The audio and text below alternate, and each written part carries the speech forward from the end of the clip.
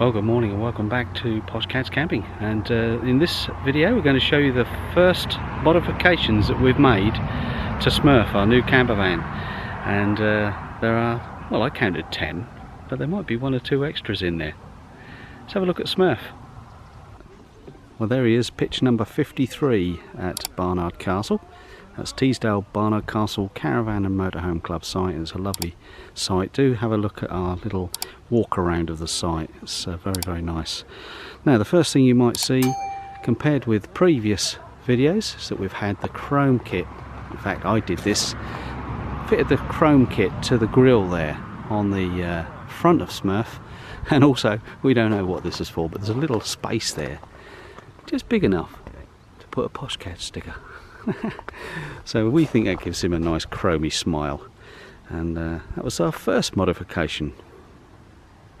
Now, the second modification came pretty much straight away within the first week or two of us camping with Smirf. We were in a windy location, and we noticed this habitation door.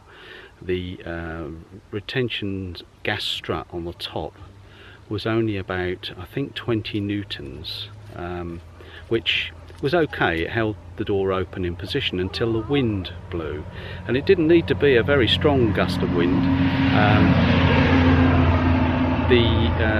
Excuse the busy road just behind me, but it was irritating because the gas strut was flapping about, or the door was flapping about a bit. So there's the gas strut, and I've changed that now to a 200 Newton, which gives it some more resistance. And as you can see, if I pull the door around and then let it go, it's got a, well, difficult to explain, but it's got a bit more resistance on it now, and it stays in that position. The other thing was this strut is about 20 mil shorter, and what was happening is at the bottom of the door here, the door was catching on the frame just here, and it doesn't do that now, because even if the wind was to catch that and wobble the door, that doesn't touch the frame anymore, which it was before.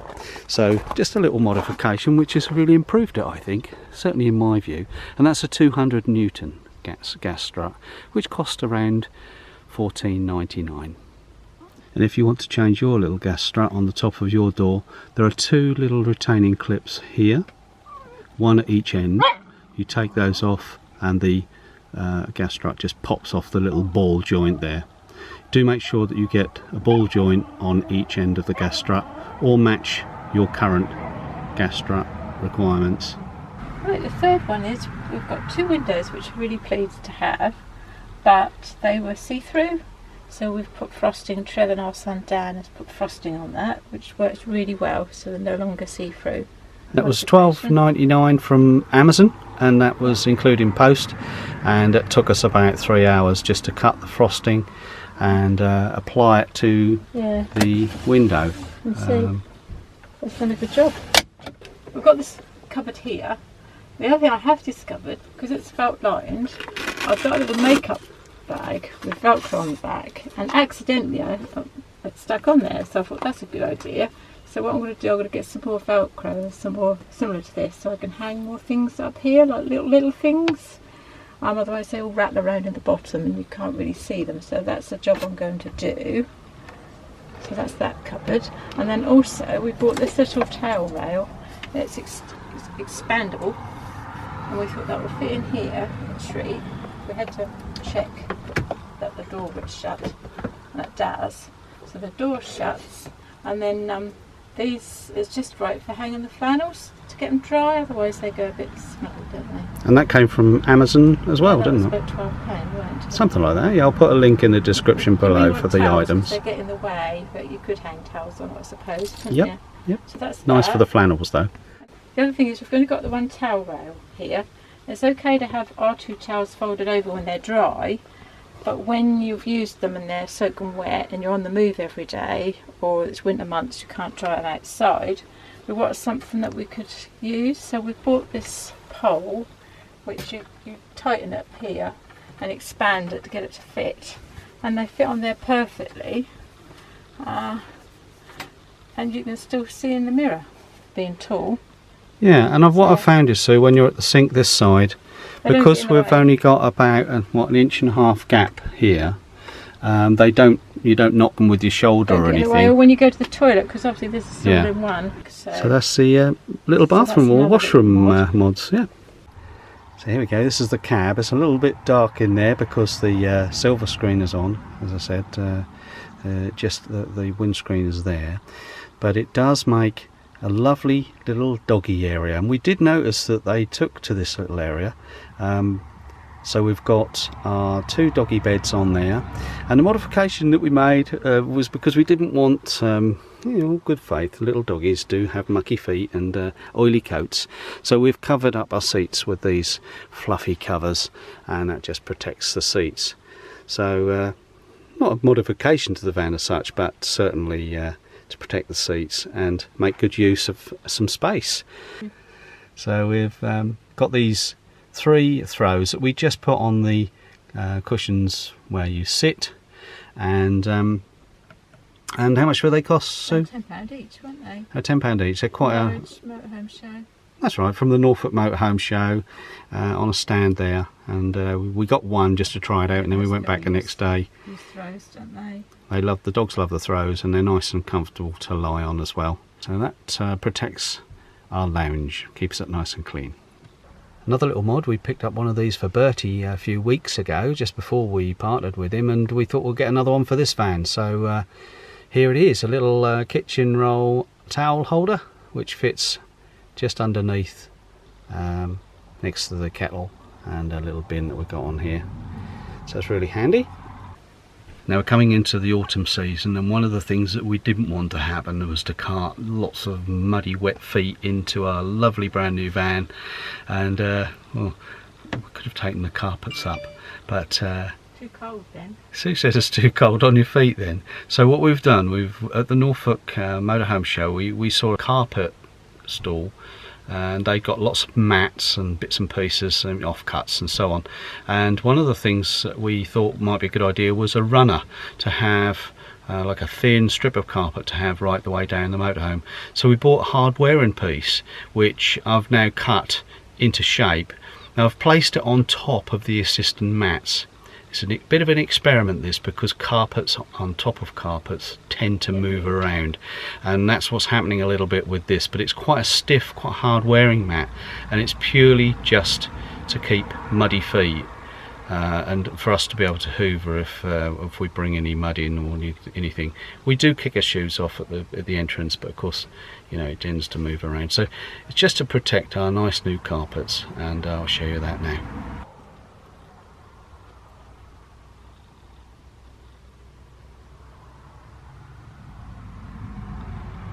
And whilst we were on our journey to Barnard Castle yesterday, we stopped off at IH Motorhomes in Nottingley, and we had a couple of modifications done to the van there, and I took a little footage. Well, we'll come up to Nottingley today, and no guesses as to where I am. I'm at the IH factory and showroom here in Nottingley, which is not far from Pontefract and Leeds, just off the A1. So we're just waiting for a few jobs to be done. One little repair and then a few little extra jobs on the van.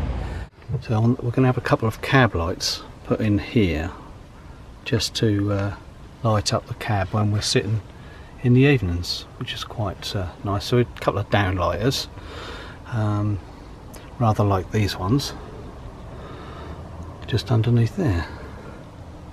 Little extras. So you can see the strings have come off the blind here, which means that they still run on the runners, but they just crinkle up, they don't run glide properly. So a fairly easy fix, I think. And then we're going to have a couple of reading lights just under here on the back where we sit. Oh, hello Sophie. So they're on the back of the lounge there, just under each side in the corners. So we just come out from the waiting room and from the showroom, and our blind is now fixed. That's nice and snug. And we've had the little reading lights put under here, which have got a little touch control, so you can have them on low or reading. And there's one that side as well. And down at the cab end here we've got these little downlighters which are also touch control, and there's two of those, and they're handy for when the seats are swiveled round, or if you're driving and you want to read a map. And the final thing that we had fitted today was the Awning LED lights, and if I reach in and flick the switch, there we go. So that's fitted under the awning, and it's in addition to this other lamp just above the door here.